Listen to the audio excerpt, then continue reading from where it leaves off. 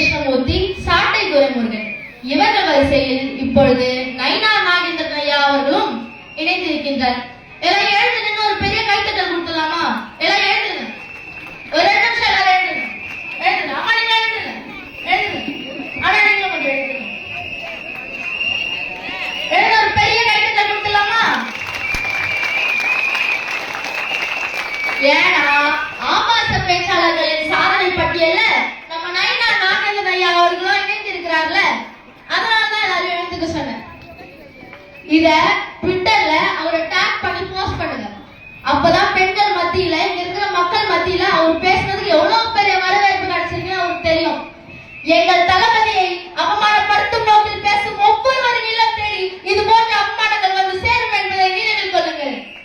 பொதுவெளியில ஒரு ஊடக சந்திப்புல தமிழ்நாடே தலை நிமிர்ந்து நிக்கிற அளவு பேசியிருக்கிறார்ல, சூப்பர். ஒரு மாநில தலைவர் பொதுவெளியில எப்படி பேசணும் தெரியாது. இப்படிதான் நம்ம மத்திய சக்தி கட்சியில சிவாஜி கிருஷ்ணமூர்த்தின்னு ஒருத்தர் இருந்தார். இப்ப இல்ல, ஏன்னா இப்போ ஜெயில போயிட்டு அடுத்து என்ன ஆபாசமா பேசலாம்னு சொல்லிட்டு ரொம்ப ஆர்வமா யோசிச்சு எழுதிட்டு இருக்காரு. அவருக்கு ஆபாசமா பேசினாதான் நம்மள பேச்சாளர்னு ஒத்துப்பாங்கன்னு சொல்லிட்டு அவருக்குள்ள ஒரு நினைப்பு. ஆபாசமா பேசுறதுதான் ட்ரெண்ட் நினைச்சுக்கிட்டு அவர் இஷ்டத்துக்கு பேசுறது. நம்ம மத்திய சக்தி கட்சி அரசியல் தலைவர்கள் தான் என்ன சொல்றாங்கன்னா, நாங்கள் செந்தமிழ் வளர்த்தோம், பைந்தமிழ் வளர்த்தோம், தமிழ்நாட்டை தலைமுடிவு மாட்டோம்னு சொன்ன அதே அரசியல் தலைவர்கள் அவங்க ஆபாசமா பேசுற அதே வேலையில உட்கார்ந்து கை தட்டிட்டு இருக்காங்க. இவங்க செந்தமிழ் வளர்த்தவங்களாம். இவங்க நீங்க பைத்தியமாவே நினைச்சிட்டு இருக்கீங்களே.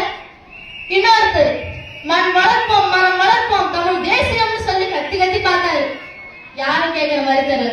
அப்போ நம்மளும் திரு சிவாஜி கிருஷ்ணமூர்த்தி ஐயா அவர்கள் ஆபாசமா பேசுற மாதிரி நம்மளும் அதே மாதிரி பேசினாதான் நம்மளே எல்லாரும் கவனிப்பாங்கன்னு சொல்லிட்டு இவரும் அவரோட பாதையை தேர்ந்தெடுத்து எல்லா மேடையுமே ஆபாசமா பேச ஆரம்பிச்சிட்டாரு. இதை பார்த்து அது பேர் அவங்க அண்ணன், ஆஹா என் தம்பி எவ்வளவு அருமையா ஆபாசமா பேசுறாள, வாழ்த்துக்கள்ரா அப்படின்னு கை தட்டி பாராட்டிட்டு இருக்காரு. இவங்க தமிழ் தேசியம் வளர்க்க வந்தாங்களாம். இதெல்லாம் பார்க்கும்போது எனக்கு ஒரு நகைச்சுவை தான் ஞாபகம் வருது. அதுல எதுக்குமான்னு